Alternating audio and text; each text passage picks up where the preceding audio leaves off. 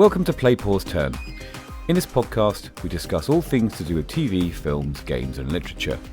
We give our thoughts on the media we've been enjoying, old or new, and comment on anything topical. Now, the hosts today are myself, and that's Jon and Alex, and our usual intro question, which is related to our topic. We're going to be talking about our first impressions of the new PlayStation game, which is Horizon Forbidden West. So, Alex, your question, it's quite a simple one this time round, is melee or stealth? Oh, good question. So, I'd love to say that I was stealth.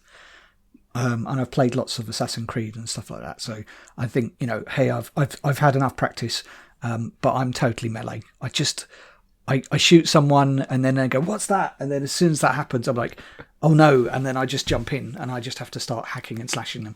And I completely forget about the whole fact that it's a ranged weapon game, really. And you should be focusing on shooting with the arrow. But I completely forget that. And I just start hacking and R2ing for the what is it? The heavy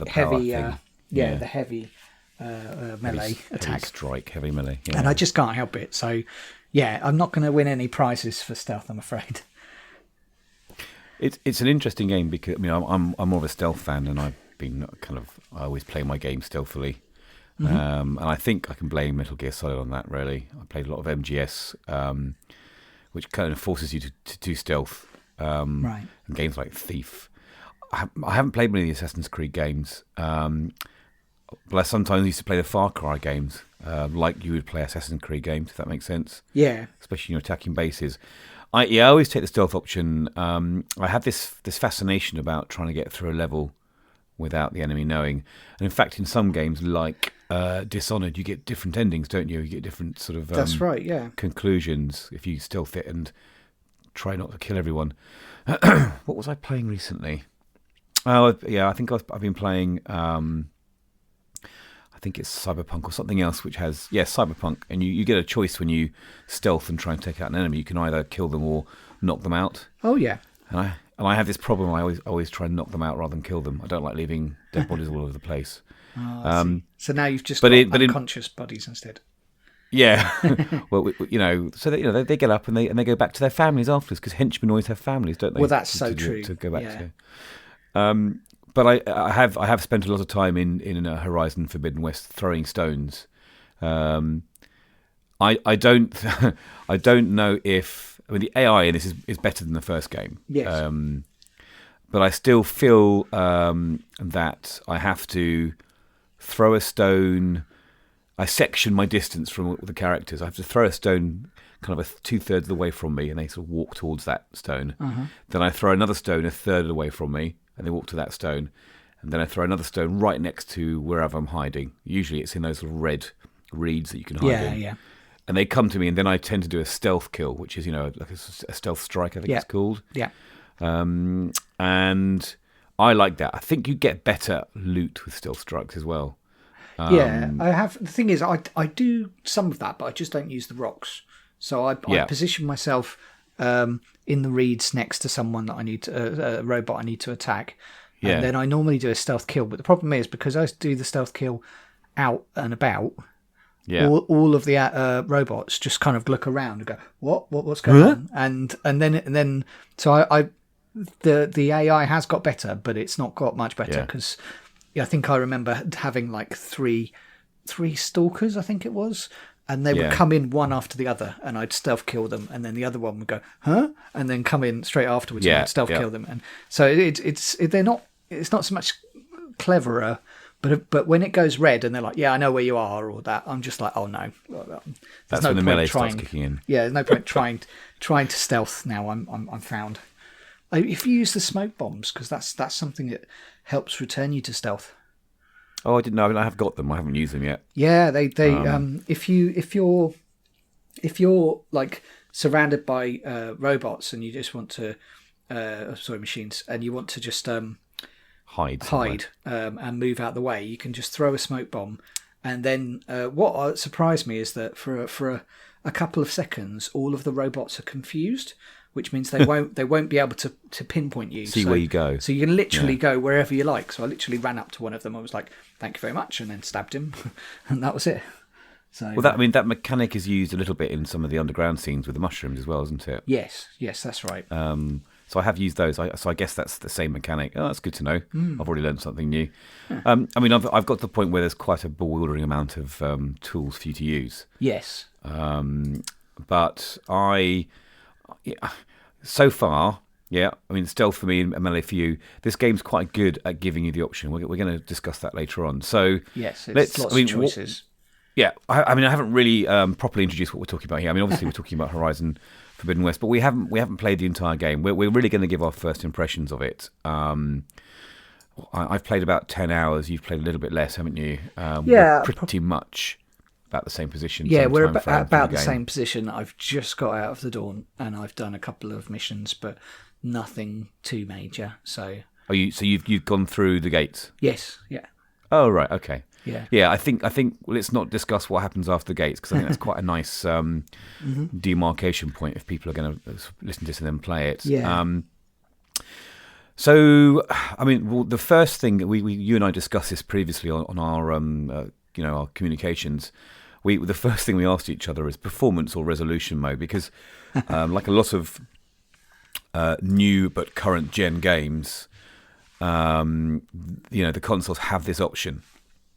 And I do feel a little bit, not let down, but a little bit miffed that you can't have them both all at once. And I imagine the PS5 Pro and the Series XX will have them both when they upgrade them. But this game gives you the option to play in resolution mode, which is 4K at 30 frames per second, or in performance mode, which is it 1400?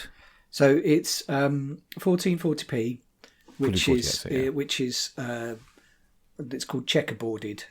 So some bits of it are dynamically added. So it's one of those things that you generally, if you've got checkerboard and you're looking at something that has, moving visuals, sometimes checkerboards can have some flickering artifacts.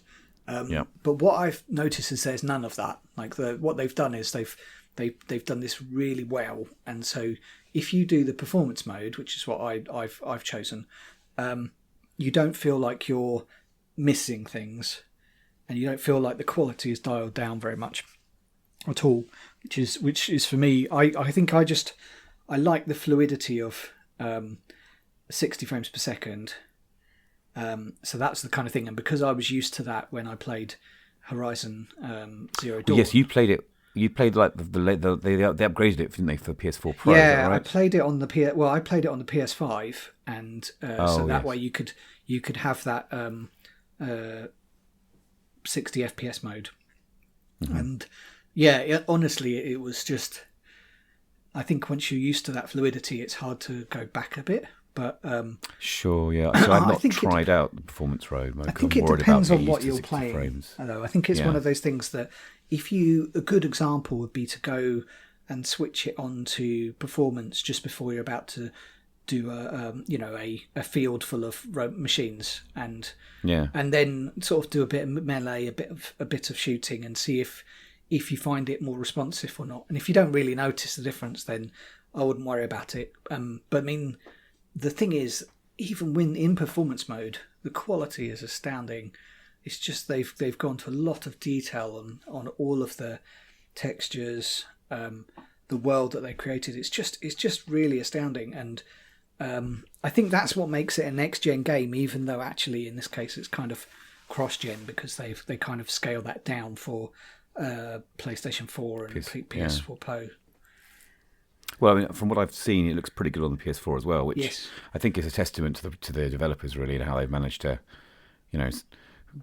give everyone what they want, really, whatever device they have. I mean, there was some. There's been some recent grumblings this week about the slight glitches and the glimmer you mentioned in performance mode. And if you've not seen it, that's great. I think from the sound of it, Guerrilla have said, look, for some of you've had issues with the sharpness settings and some artifacts muddying the images and the shimmering, as you mentioned. But I think if you've not seen it and it works in 60 frames per second, that's great. I mean, I might go and have a go at that when I next go in as well. I would imagine later on in the game, having experience from the first game, when you start to approach the larger machines with more, the more strategic gameplay, that probably 60 frames per second will give you an edge anyway in terms of reaction speed and so on. I think it might help. Yeah.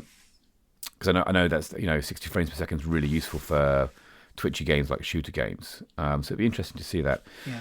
So we at the moment with both stealth and melee and performance and resolution, we're on the opposite sides of the coin. But let's talk about the settings and the gameplay, because much like The Last of Us, there's some really good accessibility settings in this game, and I think it's great that these are getting better and better as every game gets made.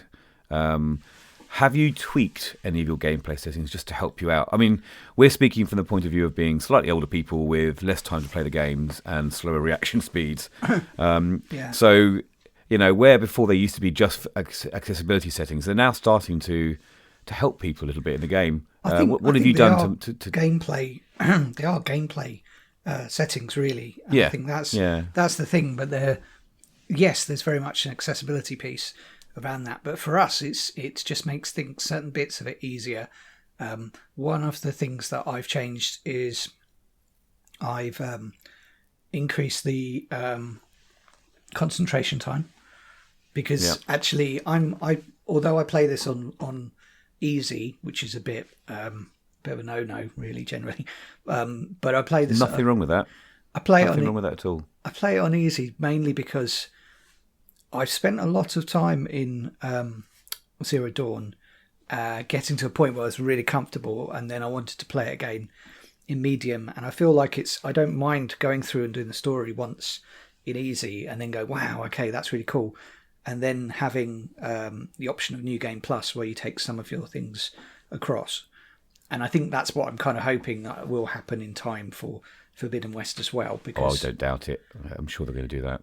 Yeah, exactly. And then I think, but then the thing is, I think the challenge when you get to medium or normal difficulty is resources are a lot more. There's more challenge getting resources, and your health doesn't last as long as it used to, and things like that. So, I'm playing in normal difficulty, which is the medium. And I still feel like there's loads of resources to pick up. Good. I don't think it's a massive jump from easy. I wonder if perhaps the scale up to the harder level is more of almost like a logarithmic scale that gets much more tricky for people who want to have a more challenging experience. We're at the start as well. I think one of the challenges is some people want to just mainline the story, and so if they mainline the story, they'll find that the levels that they're on are probably quite low comparatively, whereas I'm not a completionist, but I do enjoy doing all of the tasks and all of the stories and things, so the side quests. So because of that, it's kind of natural that I get more skill points for that than you would have if you'd have just skipped all of that and just followed the main story. So I do think probably doing it that way, at least at the start, is helping us out, because it does mean we're not underpowered for the machines that we're coming up against, or we're not that underpowered, so it doesn't feel it's a problem, which is good. Sorry, my PS5 is making noise right now. I do find that I find it quite easy at the moment, so that does match with what you said. And there is a setting in the game, I think, for people who are, if you're very, very much a person who just wants to experience the story, I think you can turn off combat completely. Oh, okay. And it's literally, you just play the game, it eases the combat experience almost completely. Wow. So it's called, I think the difficulty is called story mode. So you've got easy story, normal, hard, and very hard, and goodness me, I think is the high. No, that's not true. But the story mode, I mean, I would imagine perhaps some reviewers who want to rush through the story, people who got the game ahead of time, it basically eases it, and you just focus on the exploration of the narrative, which is quite a clever idea. I agree with that. I can't remember now what difficulty I set mine to, so I'm going to put it back. I think it's useful, isn't it? It's useful to have these tools to switch things on and off. And I think for me, it's just I spend ages queuing up my shots. So doing things like extending concentration time just means I've got a little bit more time to just sort of grab that shot where I'd like it to be. See, now, have you, speaking of that, because one of the settings I've changed is the gyro setting. I didn't know there was a gyro setting. So this is really cool. So I did use it a lot in Breath of the Wild. I think there was a gyro setting in Breath of the Wild, wasn't there, as well? And in some games, I know there's a gyro setting in the Switch version of Overwatch. It's really annoying and doesn't really work very well. Right. Well, it works really well. It just doesn't suit my style of play. But the gyro settings in this, so essentially, when you're aiming, you can move your controller for sort of like small detail. So you know, you like you're holding the arrow. The way they've actually coded the gyro on this is really good. It's not super sensitive. Right. So actually, it's really, really useful, especially when you're in concentration mode and it slows down, just to hit those right targets on the machines. Okay. So you can actually pick off all the useful bits. Interesting. So yeah, I've turned that on. Have you before I talk about my tweaks? Have you changed anything else? No, that's pretty much it. I do get annoyed by having to ping the R3 to get the holds for when you want to go up rocks and stuff. But then the thing is, you can set them on, but I feel like that's probably a step too far. But we'll see. Well, that's really interesting. So yeah, I've like you, I've slowed the weapon wheel down just so I've got time to choose the weapons. But actually, you can use that as a sort of a cheaty mechanic too, can't you? Really, to an extent, yeah. Yeah. I have turned on climbing annotation. It's called climbing annotations. That's right. To always on. Now, I treat this like a sci-fi game. So for me, I'm seeing what Aloy sees. So I'm just treating it as if the what's it called? The thing on her ear, her little Bluetooth headset. The focus. That's it. I'm treating it like the focus is just showing me my head up all the time and overlaying it. That's how I treat it. So it kind of, for me, yeah, you're worried about immersion, but that's my immersion. Does that make sense? Yeah, the one thing that I quite liked in the original Zero Dawn is like things like resources would always be highlighted.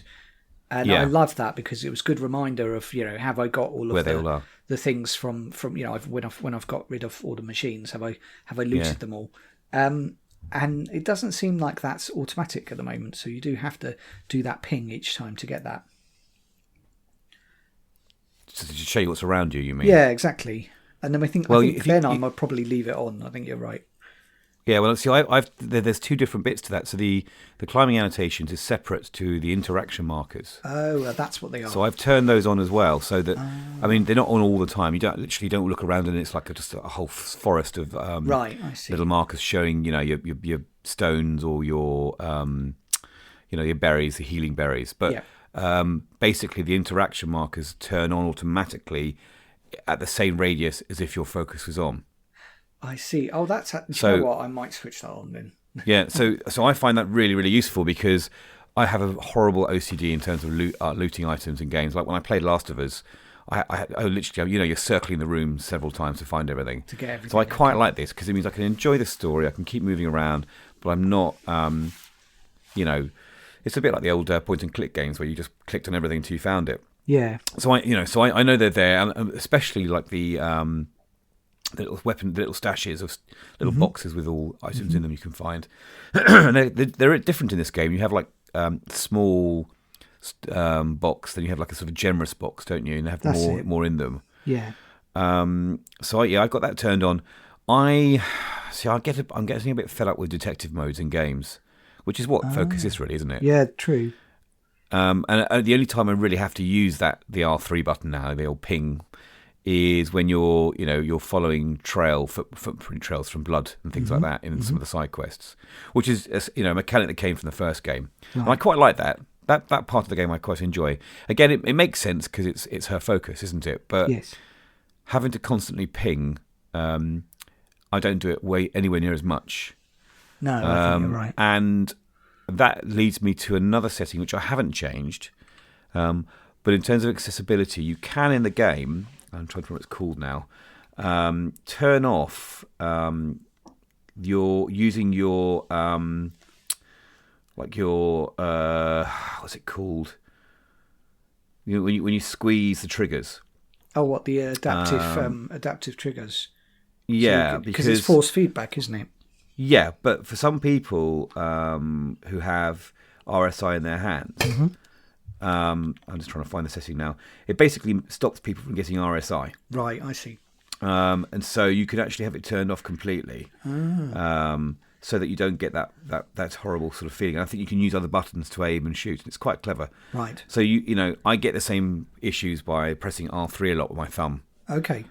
So I've kind of got rid of that concern more than anything else. Here we go, trigger effects. So you can choose whether to enable or disable the trigger effect function for weapons, i.e., so it doesn't turn off the trigger.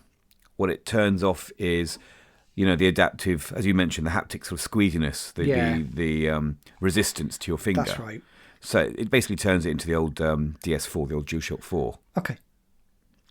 Which I have been using sometimes because I sometimes play the game Remote Play on my iPad. Oh, I see. Yeah. And it looks amazing on the iPad too, and it just means I can play when other people are using the TV in my family front room. Yeah, that's good. So I do get that effect when I'm playing DS4, but I think that's really important that I've seen developers on Twitter complaining about this, how cool it is, but how annoying it is for people with RSI that they can't play some games without wearing their hands out against this trigger effect. And it's quite evident in games. It's actually very strong in Cyberpunk. The new update to it, the trigger effect is much stronger than a lot of games I've played. Okay. And I couldn't find a way of turning that off. So I think that's really interesting that there's actually lots of really cool tools here that can improve your gameplay experience. Because it's, from what I hear as well, it's quite a long game. It's much longer than the first. Yeah, I think we're not going to have much change for the next 3 months in terms of games we're going to be playing. So. I don't know about you, but I'm not a massive From Software fan, so I won't be playing Elden Ring. So this is this is going to be my game for the next few months. Okay. Speaking about the length of the game, how do you feel about the story so far? Yeah, no, it's good. I mean, we probably need to remind everyone that we've only just got to we haven't got through the whole game, and I think from what I've heard, the stakes get higher and higher as you go through. So at the moment, everything seems quite achievable. And yes, Aloy's got a bit of a complex, hero complex. But almost reverse hero complex, isn't it? Well, kind of. Every time she gets introduced as the saviour, she always says, just call me Aloy.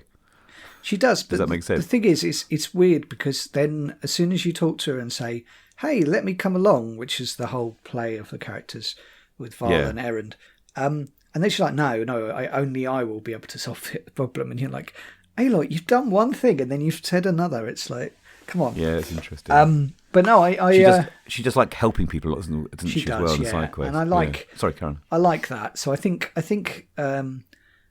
one of the things that'll be nice is kind of seeing her make a difference across the world, like she did in Zero Dawn. And I think that will be nice. But I think one of the challenges is that in Zero Dawn, her importance wasn't unveiled. It wasn't known at the start. So although there were some things that were, explained slightly, she didn't know about her origins and that. Whereas now she's coming in knowing all of her origins, and so that's an interesting side of her. I'm hoping she'll warm up slightly because sometimes she is really cold to her friends. But I mean, she is a very sympathetic character, I think, because she is. Where you get a lot of the Osserum characters, yes. and the Kaja being no. One phrase that kept getting repeated was a couple of side quests. They kept saying, I can't remember the word exactly, but well, it's their fault. They got themselves into this situation. I'm not going to help them. Yeah. Whereas she looks beyond that. Okay, yes, there may have been a bit of a Burke climbing up that mountain and falling off that ledge or whatever the side quest is. Yeah. But you can't leave them there to die. I'm going to go and help them. And I like that. I like that side of her character. That she's very empathetic. She feels for other people, and she just wants to, save the world. She reminds me of the character from Lost who played the Doctor, who just can't stop saving everyone. Oh right, yeah. But yeah, I mean, you said you just got to the Forbidden West, and Yes. I mean, what level are you now? I'm at about level 11, I think. Yeah, same here. Which is interesting. I think it's quite clever how they've set the game up for as like a very clever sort of puzzle. To whatever you do, you'll get out those gates at sort of a particular level. Yes. And I think, I mean, some people probably could get through at a lower level if you avoid some of the side quests, but then you'll miss out on certain things. Also, there'd be lots of, because the thing is, you've only got till level 50, because that's the cap at the moment. So, Right. So you don't need to be at 50, but you can kind of pretty much bet that by the time you get to the end game, from a story point of view, you're going to need to be at the 30s or 40s, because that's where you were in Zero Dawn, and you felt a lot more competent, and the balance was good. And obviously there's going to be some insane things thrown at you. So Yeah. I feel like level wise at the moment it seems quite, very liberal with the skill points. But See, that's kind of how I played the first game. I spent, I'm sure you'll do the same. I spent a lot of time on side quests, collecting the right items, leveling myself up, getting all the skill trees leveled up. We'll talk about this in a second. Yeah. So that when I actually went into the final battle, I was almost unstoppable. And I think you and I both got that final outfit with all the energy shields around that's it. Yeah, the Shield Weaver. the Shield Weaver, that's it, which is really cool. And I haven't seen that yet in the game. I would imagine. I think there was some coverage about how that's now ineffective. So she's kind of wearing it, yeah, but it doesn't work anymore. it's not turned on, is it? And we don't think it's going to work. I think there's a skill or two that will sort of use it to enhance some of your ranged But combat. without overpowering you. But I don't think it's going to do the Yeah. same thing that it used to do, which was give you almost like a second chance, because you Sure. work through your Yeah. shield first, and then it would start eating into your health. So I don't think we're going to get that again. I mean, I think there are going to be other. Again, I'm not going to spoil anything for listeners, but I think there's going to be other items or mechanics that will act in the stead Oh, of yeah. the Shield Weaver outfit. See, I've enjoyed the transition from the narrative in terms of the narrative from the last story to this new one. It does really feel like you're just picking it up, and it's set 6 months after you've defeated Hades in the first game, and I do think. It made me chuckle a little bit. I'm sure you saw the same, Alex. You can see it sort of forming certain narrative arcs, Yeah. which create, the new game with the new mechanics and the new sort of enemies. Does that make sense? Yeah. Yeah, you can see. Oh, right. So they're going to be doing this. So that's going to be creating a whole new kind of challenge for me. Again, I don't want to say too much without spoiling it, but it's definitely like that kind of tension between a really believable world out there and you're playing a video game and you've got to do certain things. Does that make sense? Yeah, no, it does. But I did genuinely. I mean, I've not yet found a side quest which I didn't find entertaining in terms of the story. I think early days yet, and they might start getting a bit samey. But I thought the side quests were interesting and clever and a bit funny sometimes. There's a little bit of humour in them as well. And they are worth doing because you do get some tech, some extra items that you can use in battle in these side quests. Yeah. And I wonder if people have missed out on some of these things by not doing them. There's basically little green exclamation marks, aren't there, and a few question marks. That's right, yeah. And again, that kind of got to get everything done itch in my head makes me go back and do them before moving on to the main quest. And I don't know how that was with you. Yeah, it was a bit like that. I think we were Yeah. quite similar in terms of our play style. Yeah. So yeah, But, definitely it's going well so far. Yeah, I mean the characters are great. It's good to see Aaron and Val again, and Petra as well. I love I had the a little first dabble. bit. I love Sorry? the shuttle bit at the start. Yeah, I just as an introduction, I thought that was really compelling because also they showed you the snakes. I can't remember what they're called now, but they showed you yes, those. a big. Yeah, And because they're obviously one of the big machines that New you're going to have machine. to fight, and yeah. so yeah, no, I was quite impressed at how they threw you in on that. I mean, the environment was amazing when you first start, wasn't it? It Yes. was a proper sort of jungle environment, but over the top of existing old buildings, 1,000-year-old buildings. I mean, they're Yeah. really going for the post-apocalyptic vibe here, where perhaps in the last game there was less of that. I don't know. There was a few buildings, weren't there, in the first game you wandered through? Oh yeah, there were. I think it was just. Yeah. It's just. It feels like they've. Well, I mean, they have spent the last 5 years doing more to it, but it feels like it's really added on, and it's a lot richer than it used to be. Yeah. And it really shows, because I think in part some of Zero Dawn had really interesting concepts, but they couldn't always show you that. So I think honestly, it's story-wise, I'm really pleased, but I'm also a bit nervous, because I know that once I start kicking through the story part, I'm going to be thrown up against quite a lot. So hit a wall in terms of levels and abilities, I suppose. Yeah, and that's the whole point. They'll send you back away from those challenges to go, find resources and level up. That's all part of the game mechanic. I mean, I did feel like the Daunt is the first area you go to, and I do feel like that almost until the gates of the final area you go to before the Forbidden West. Yeah. Pretty much the whole thing is a tutorial, isn't it, really? It does feel that way, and I think that but not in a bad way.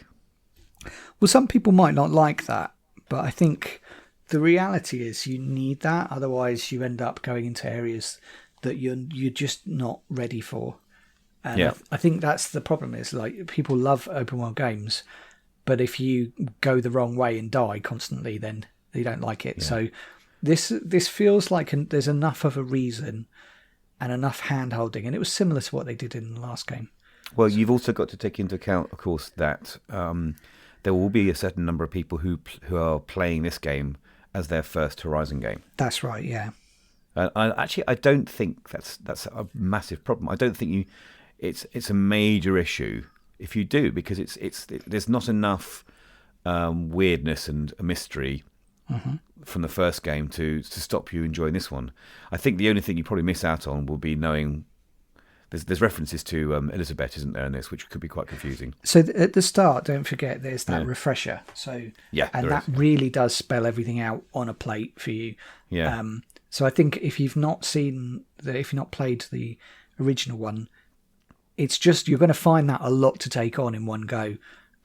Probably the best thing to do would be to watch some of the recaps on YouTube. Eurogamer have a particularly good one, and it's still a lot to take on, but it kind of gives you a bit more richness than that sort of 3.5 minute sequence that says, Aloy was this and this happened, and Silence is this and that this happened, and now this is what here's what you missed on Zero Dawn. Yeah, last time on Horizon. I mean, I think it's a real shame if you don't play the first game, and if you've got a PS5, which you would have if you're thinking about getting this. I mean, it plays really well, as you said, on the PS5, the first game. Yeah, I mean, I think it was selling for like 15 quid, or even down to 8 quid. Well, it was prior to game release. Yeah, I mean, it was. The thing is, it was on Plus, wasn't it, for a little bit of time? So some people had it without realizing. And I think if you haven't played it and then you want to get into it, I don't think it's a bad idea to start off with the original one. Just be aware that things it will get better, but it will introduce you to concepts, a lot softer than you would have if you just jumped straight in. So let's talk about the leveling system, because you've made a start on this, and so have I. Tell me about the leveling system and what you've thought about it so far. So previously there were similar skill trees, but they weren't really trees. It was literally just blocks, and you just worked your way from top to bottom, spending skill points, and occasionally they linked up, but most of the time there was no particular link between them.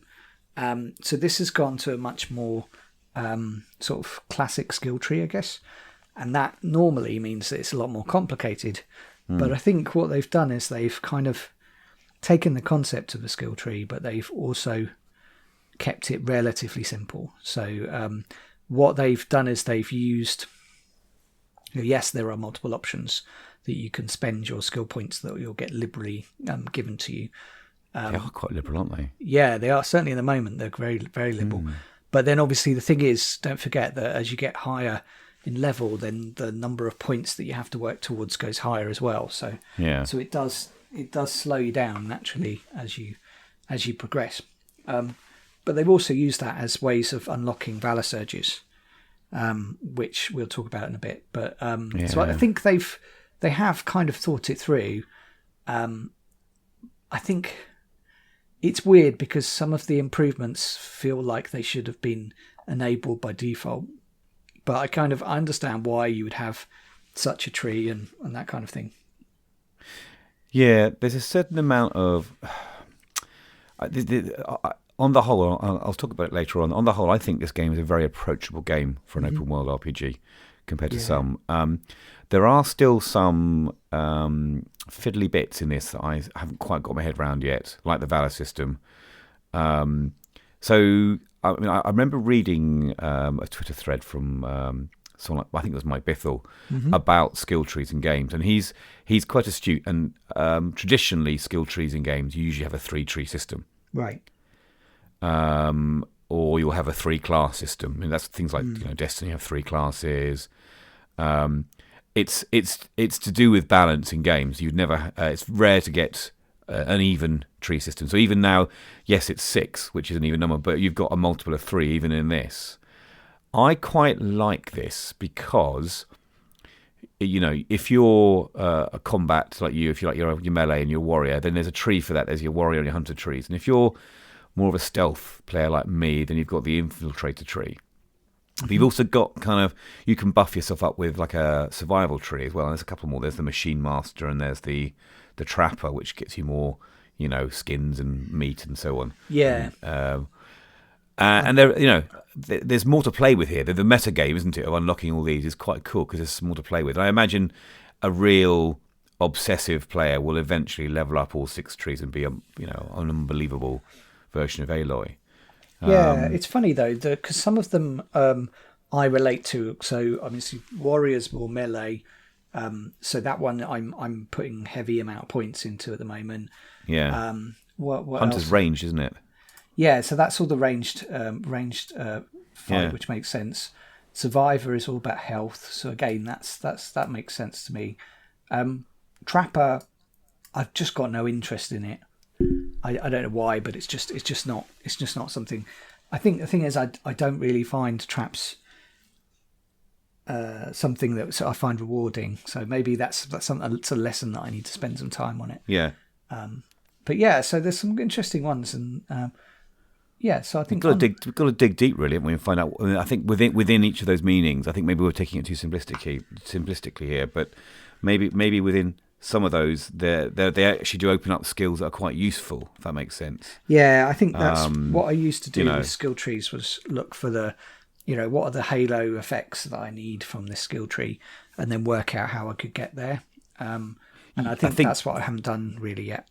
Yeah, I mean, if you're stealthy, for instance, the infiltrator class is very useful, but actually also the trapper class is very useful because you get you can craft your tools and your traps much faster.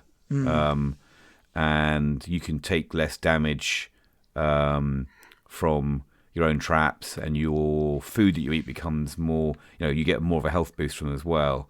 Yeah. And then when you have tools for taking down some of the machines, like the classic, the rope caster, which was in the first game, that you're much more your weapon use is much better with those. You can fire a rope further, and it's stronger, and it in some cases it doesn't even use up ammo, which sounds really cool. So actually, for someone who likes to spend a lot of time in the arenas, which they have in this game as well, trapping machines, and I think probably at some point there'll be online leaderboards for those. I don't know, we haven't played that far, have we, Alex? But no, that's right. You might want then to be a better machine master and trapper to have those right tools.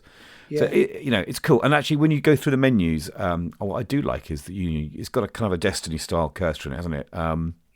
With your left stick. If you move your cursor over each of the links in the branches, or the apex of each branch, it gives you it opens up a little floating window with an animation of Aloy shooting, or demonstrating the skill. And I really like that. Interestingly, the quality of those animations, the resolution is equivalent to playing a PlayStation 1 game. Oh, right. Quality, or even higher. Wow.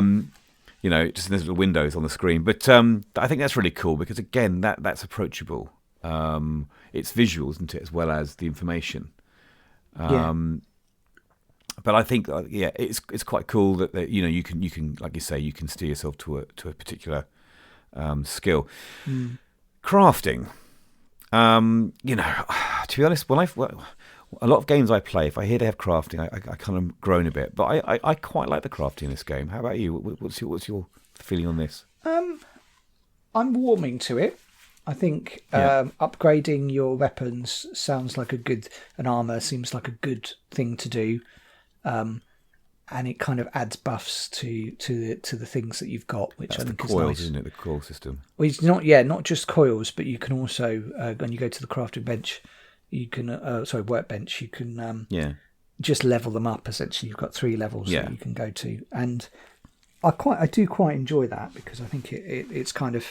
It adds a little bit of an extra aspect, and it kind of means you can keep going with the armour that you like for a bit longer. You can place your weapons, can't you, in the wheel? So you can put them in. I think that was the same in the first game. Like I remember sort of juggling weapons depending on the machine I was going to face. Yeah. Because some of you can have like a fire arrow, a bow, can't you? You can have an acid. I mean, it's a bit confusing because there's hunter's bows, there's sharpshooter's bows, which I think is a bit like some of the Assassin's Creed games where you have, a ranged bow or a bow that can shoot. Yeah, one of them's supposed to be stronger at range, and one of them's supposed to be sort of more accurate. So if it's a headshot, it will be more likely a headshot. But I think for me, it's all about the arrows that they're set up for. So, if at the moment I haven't actually got a fire arrow, when I have a fire arrow, it doesn't really bother me which bow it's going to be on. It's just going to be the one that I go, right, I need fire arrows, which damage. Is that. Yeah. So. Yeah, and again, that's a little sort of, what I do like about this game is the strategy you have to use to take out certain characters or machines. And when you scan your machine with a focus, it gives you a little summary of what it's weak against and what what weapons will work well against it, and what parts it has on it that you might want to use. I think a lot of this is carried over from the first game, and I like the fact it's more of the same, but I also like the fact that I've got a whole new bunch of tools to upgrade and move around with. Yeah. The workbench is mainly used for upgrading, though, isn't it? You can still craft on the fly out in the world for your arrows and your bombs and things, your smoke bombs.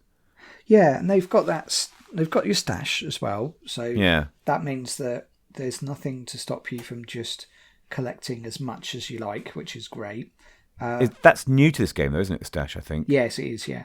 Yeah, that's much better. I think it kind of works because it just means that previously you kind of had a disincentive of doing it. Drop things, didn't you? What they were trying to do was to get you to upgrade your pouches to accommodate them, but some people just didn't do that, and they were like, maybe they didn't enjoy killing the animal bit because most of the pouch upgrades were animal hide that you needed. But it was just something that you would just struggle if you didn't have those things upgraded, and you'd get to big machines and they would have some really impressive coils that you'd want to fit to other things, but you couldn't because your what was it, resources, I think it was called, modifications. So they were that satchel was full, and so you'd have to either get rid of them for coin or go and kill some otters or something to make a bigger satchel. Yeah, exactly. And so I think it's a good balance. It is annoying that she keeps saying it. I think you can turn that off though in the accessibility settings. I think that would be awesome. Somewhere it is. She says it all the time. I can put these in my stash later on. One tip I've heard from people playing this is, when you're about to go out on a big mission, go to your stash and you can press the square button and it just fills everything with a space.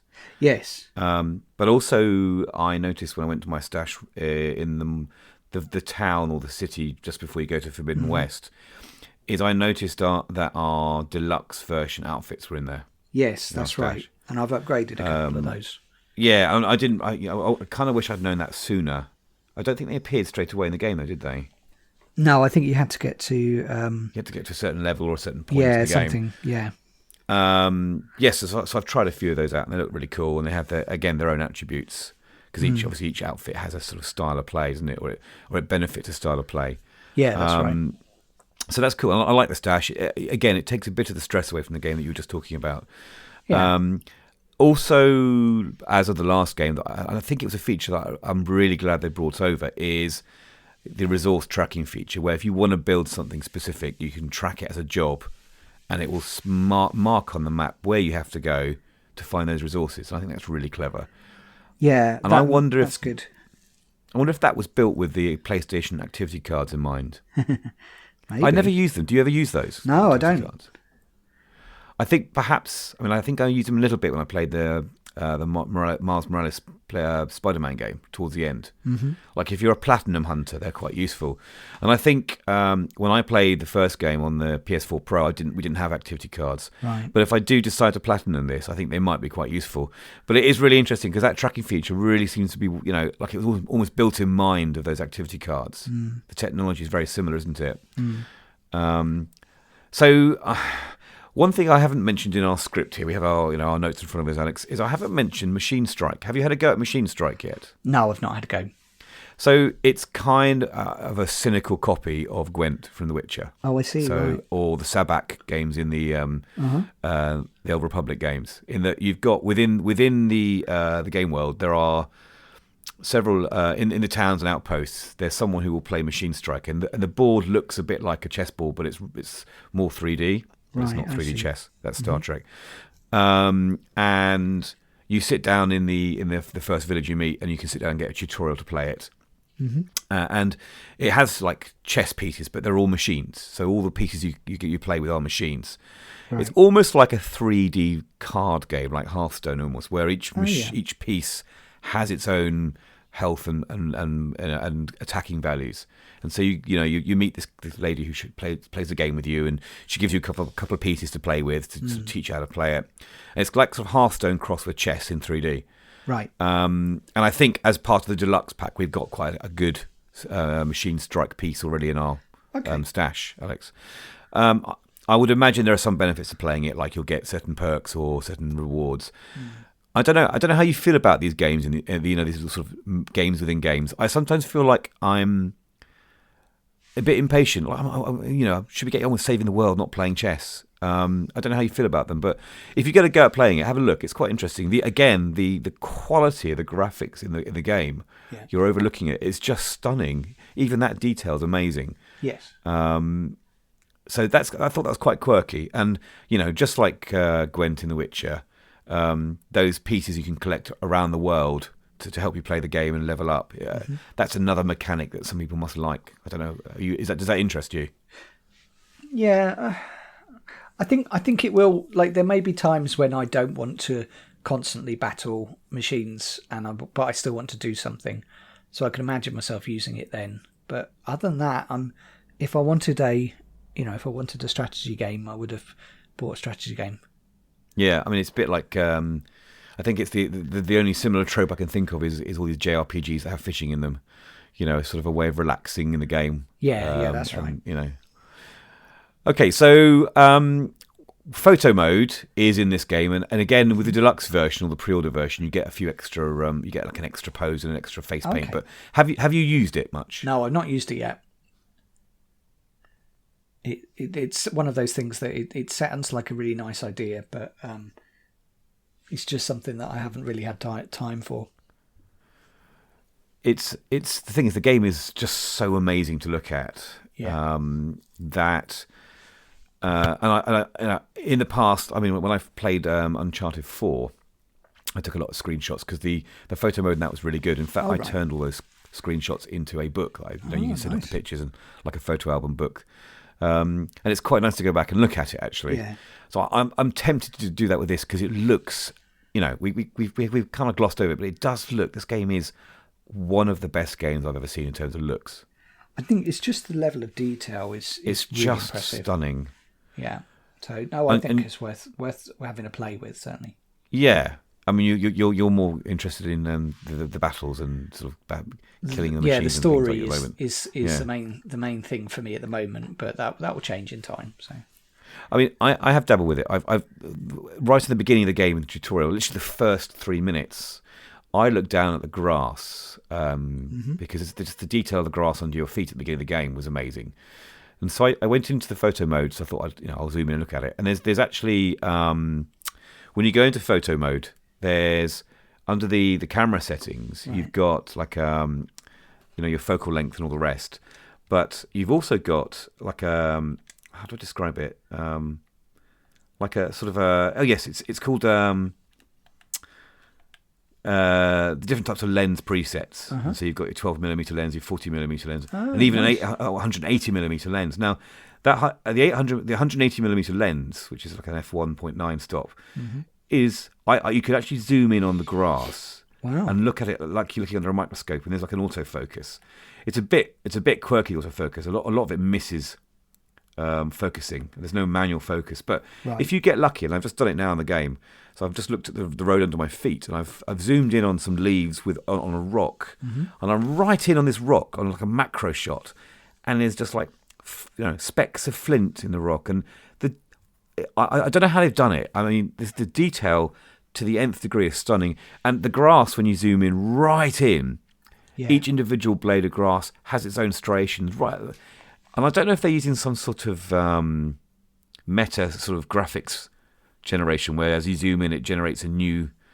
Some of it is procedurally generated. Yeah, it's stunning. But even in the cutscenes, which obviously the cutscenes, whatever performance or resolution mode you go, they are all displayed in 4K.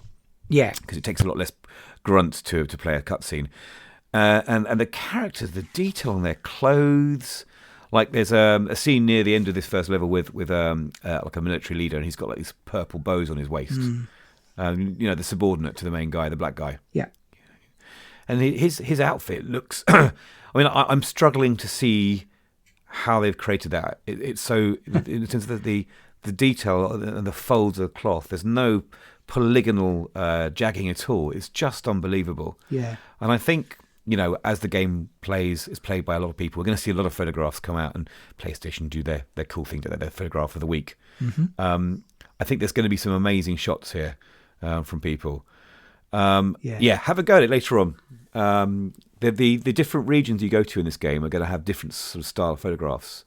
So I hope to just basically chart my progress through the game with photographs and catch a few nice shots I can save and look at later on. That sounds good. You should put it on your Twitter. Yeah, maybe I'll do that. That's a good idea. Yeah. Okay, so we're both about 10 hours in. How do you feel so far? Yeah, no, I really enjoy it. It's not been ideal because I've had a health issue, so I've not been able to play as much as I'd like over the weekend. And although the irony is now I'm at home, not working from home, what else would you do apart from try and play a game when you're not sleeping? Yeah. So I'm catching up now. But yeah, no, I'm really, really enjoying it so far, and I think there's going to be a lot in this game to like, and I think probably we don't need to like all of it. So I think it's okay if there's bits that we're like, that bit's not for me because it's so broad. There's so much. Then you could literally say, okay, I just won't do that bit, and you'll still be able to get all the way through the game, and you'll still be able to have a great time. You'll still be able to level up. Because there'll be other things that you do like doing that they've covered as well. So, yeah, I think they've done really well. So I'm looking forward to my playtime on that. I'm with you. I mean, I'm really, really loving it. And I really, really like the story of the first game. I thought it was, it ticks all my sci-fi boxes. But I like the fact that we're going to hopefully get closure with the main antagonist in this story. Yes. Which was kind of hinted at the end of the last game. I'd hope so. Yeah, I mean, we said it looks amazing. It plays really well, very smooth to play. The characters, I think, are very well written. I do like Erend. Horizon Zero Dawn was one of my all-time favourites, and I did platinum it. Great. And as you say, I'm hoping I don't get too fed up with all the extra content. But as you say as well, you can just skip past that. You're right. I mean, you can literally just play the main story and enjoy the narrative. Yes, I think we're going to have a good time with this, Alex. Yeah, I agree. I think the thing is... Maybe... Oh, go on. Sorry, Carol. I think the thing is, one of the things that's funny is, obviously, Zero Dawn had DLC, and they unlocked a whole area of the map. Was that the Frozen Wilds? Yeah, that's right, the Frozen Wilds. And the thing is, I'm thinking to myself, oh, I wonder what the DLC will be. But to be honest, it's so vast and so big. Yeah. I don't think we need it. It's not like we're short on content. There's so much to do. So there will be, though. There will be DLC for this. Will there? I think there will. I mean, it's not a live service game as such. No. But I think Guerrilla will want, or maybe Sony will want, extra content in it to prolong the lifetime of one of their flagship games.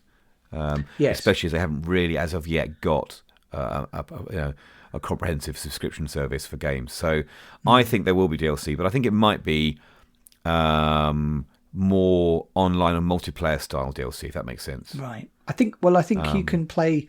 One of the differences is that in Zero Dawn, when you completed the game, that was it. You completed the game. Yeah. There was you couldn't go back around and just mop things up if you hadn't finished it. I'm not sure because I haven't got that far yet, but I believe while there are moments where it says level up, I think you're taken out back into the world so you can continue. Like end game content, you mean? Yeah, so I think there is some. I just don't think it's massive, but I think even so, it might be that then you're like, great, now I'm going to concentrate on leveling up in the arena, or doing some of those online challenges, for example. Or something else. Beating your mates online if they have a sort of a Hunter's Arena leaderboard, like I mentioned earlier on. That would be cool. And I think there's always the option of new outfits. I'm not sure how that will work with this. Really, it's not quite the same, is it? No, because it's not like an online shooter where everyone's running around and showing off their outfits, or like Fortnite. And they're really well thought through anyway. So it's not like it would be like, oh, I must have that thing. It'll be more, oh, that looks cool, but how does it improve my game? Yeah. So. Awesome. Well, I think if you're thinking of buying this game, for both of us, we're really enjoying it and very, very happy with what we've got. If you can get hold of a PS5, obviously, then I think this is a must-have game. If you're into your open world or RPGs, and even if you've got a PS4 or a PS4 Pro, I don't think you should wait. You can always play this again when you get PS5 when that eventually happens. But I don't think you should wait. I think you can still play it and enjoy it. Well, you get the free upgrade, don't you? That's right. PS4 anyway. Let's just very, very briefly before we finish off, Alex. Let's just talk about the version we bought. We both bought the deluxe version, didn't we? The digital deluxe version. Did you buy yours digitally or did you buy it on disc? I did it digitally. Digitally, yeah. Yeah. It's probably rinsed half of your hard drive by now as well, I imagine. Yeah, it's a good job I don't have loads of other games on it. I've got that and Spider-Man. Those are the big ones. That's about it. Yeah. I'm a big Horizon fan, and I have been buying the bridging comics that have been between the last game and now, and they're quite interesting. They're a lot of them deal with the story of Aaron's sister, which he mentions in this game. Yes. And what happened to her, and they're really good. And actually, with the deluxe version, the comics you get with it are all those comics that I've already read. Sweet. I've not read them yet, so I'm going to do. So they were, the art style's interesting at times, and at times a bit weird, but they're interesting stories. I think they probably work better played, read in a trade volume, all back to back rather than I see, week on week, because the stories, there's a lot of characters that aren't from the game that you have to kind of keep track of. So that's good, and that's great for you. But I've already got all those comics, and they're the ones that came with the deluxe content. The soundtrack's in there as well if you bought the deluxe version. Yeah, the funny thing is, it's very nice. I like this. I like the soundtrack, but I don't want to sit and listen to it on my PlayStation.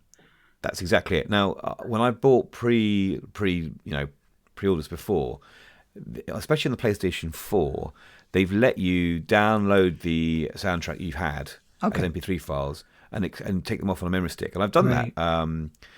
Then I can just put those MP3 files into my iTunes, and it goes to the cloud, and I can just listen to it everywhere, on my iPhone. You can't do that with these ones. No, I'm still waiting for them to release it because it's not in streaming stores either. No, it won't be. They never do that with game soundtracks. They always give it a few weeks. Yeah. But I find it a bit frustrating because obviously I'm sure you have as well. I've spent quite a lot of money on a nice sound system in my home. Mm-hmm. And maybe I need to upgrade so that I can connect my TV to it as well that way via the PlayStation. But I can't really listen to it through my normal speakers. and so it's a bit tinny, really. Yeah. I generally play a lot of games on my headphones because I've got the new Pulse 3D headphones, which sound really good with these games. Oh, cool. So it's a bit annoying that. So I do feel like maybe I should have gone for just the standard version. So if you are thinking of buying, you can't buy this version now, can you? What, is the it deluxe? available? Was it just a pre-order version? I think you can still buy it, but you don't get the armor perk. You don't. I don't think you get the piece. I Right, can't remember okay. what was the. There were a couple of pre-order elements. Yeah, I mean, it's to get you to pre-order rather than buy it later on, isn't it? That's the whole point of it. But I do feel, I mean, again, people who are thinking of buying this, get the PS4 version because the upgrade's free. You'll pay £10 less for that. And there's been a lot of coverage about that as well. That's right, 70% of people didn't realise that existed and bought the £70 version of the game rather than the £60 version of the game with a free upgrade. Yeah. And I think that's a bit annoying, really, and a bit of a shame because I think Guerrilla have been a very good studio up to now. I think it's more that they're limited by Sony's policy, and Sony's policy on PS5 and cross-gen is a bit of a mess. It is, yeah. And I think I understand why, because they're like, hey, when you have the PS5, you get all this extra other stuff, and it's like, yes, I know that, but it's the same game, and I think that's the bit that we kind of. Yeah, I mean, there must be some work done on optimization and making it better and improving of course there textures is. Yeah. and so on. But so there's work involved in that. It's like saying, you could arguably charge them more if they're on a PlayStation 4 and say, sorry, because we're aiming for next gen now, so we've had to spend loads of time. No one would do that, obviously, but I just think it's just not very consumer friendly. I think it's different. The problem is if it's a PlayStation 5 only game, then charge whatever you like because that's the rule. You get to set the price, don't you? The challenge that Sony has is that they don't have this amazing system where whatever game you play, old or new, it gets scaled up like Xbox has. No, that's right. And so each game individually has its own criteria for making it better, which is why the prices are always all over the place. Yeah. And that is not, as you say, not the developer's fault. It's Sony not setting a standard, sadly. Yes. Quite often the upgrades are very. I mean, like I haven't yet played the PS5 version, but I upgraded my Death Stranding copy, and it was only a £5 upgrade, which is actually not too bad. And then £10, it galls. And I think if they hadn't had this workaround, I think there'd be less of an issue. But obviously, it is a bit of an issue. Yeah. But I think that's only a minor complaint, really. Yeah, agreed. Let's do some housekeeping, Alex. Your Twitter handle, if people want to follow your extremely thoughtful and informative comments on Twitter, is... So you'll find me at Alex Hansford on Twitter. And I'm at John PR Evans. And then obviously our Twitter handle for our show, at Play Pause Turn, is available as well. And you can find all the streamed versions of the shows are at playpauseturn.show on the internet. This has been Play Pause Turn, and thank you for listening.